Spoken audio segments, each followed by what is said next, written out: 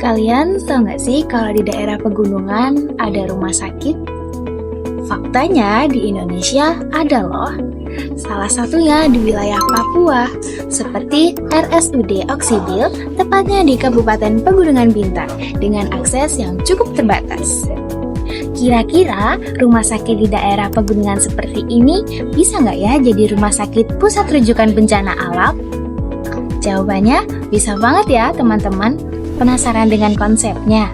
Jadi, kami dari kelompok 1 akan membahas nih bagaimana rencana strategis bangunan fisik rumah sakit tipe D di daerah pegunungan yang siap, responsif, adaptif dalam menghadapi situasi bencana. Tanpa berlama-lama lagi, langsung aja kita masuk ke pokok pembahasan utamanya.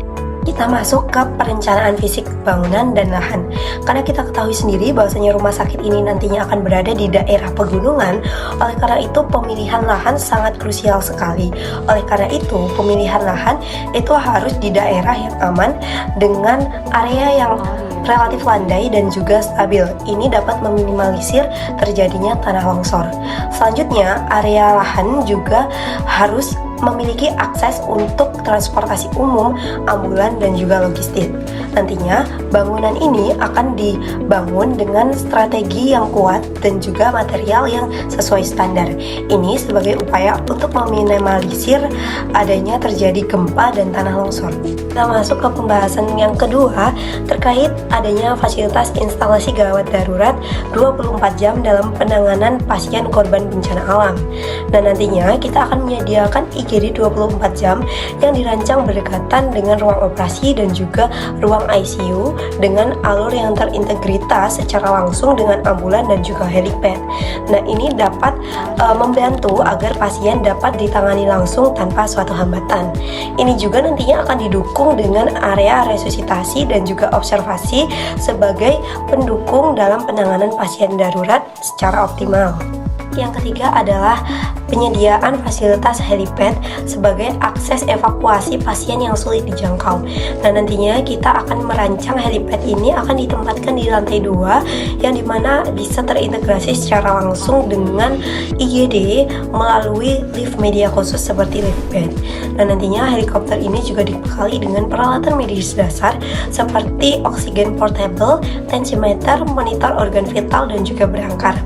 Nah, helipad ini nantinya difokuskan untuk pasien kritis, namun juga bisa digunakan di kondisi tertentu seperti keterbatasan akses darat. Selanjutnya, nantinya proses penggunaan helipad ini diharapkan dapat digunakan untuk upaya penjemputan pasien dengan cepat dan efisien. Keempat, strategi dalam mengatasi lonjakan pasien saat bencana. Hal ini dilakukan melalui penerapan sistem triase hybrid, di mana area outdoor sebagai penyaringan awal dan indoor untuk penanganan lanjutan, sehingga alur pasien menjadi lebih cepat dan terorganisir. Selain itu, ruang perawatan dirancang fleksibel menggunakan partisi modular agar dapat menyesuaikan kapasitas kebutuhan saat terjadi peningkatan jumlah pasien. Didukung dengan jalur akses yang terpisah dan jelas antara helipad, ambulans, dan umum guna menghindari penumpukan dan memperlancar alur pelayanan. Kelima, terkait pelayanan penunjang dan pelayanan medis.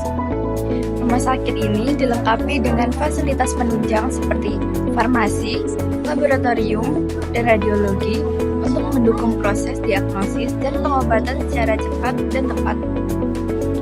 Untuk tenaga medisnya, selain dokter umum sebagai pelayanan utama, di rumah sakit ini juga didukung oleh dokter spesialis bedah, spesialis ortopedi, spesialis anestesi, dan spesialis penyakit dalam lainnya yang menangani kasus kegawat daruratan akibat bencana. Selain itu, terdapat juga psikolog atau psikiater untuk membantu penanganan trauma psikis yang dialami oleh korban bencana. Keenam, kapasitas tempat tidur rumah sakit.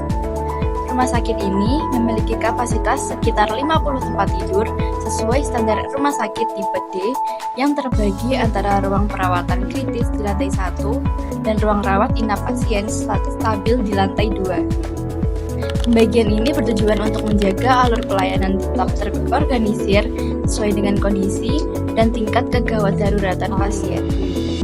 Selain rencana-rencana strategis yang sudah disebutkan tadi, kami juga menyediakan wisma atau shelter modular sebagai rumah singgah sementara bagi korban bencana, baik yang dalam masa pemulihan maupun korban yang kehilangan akan tempat tinggal.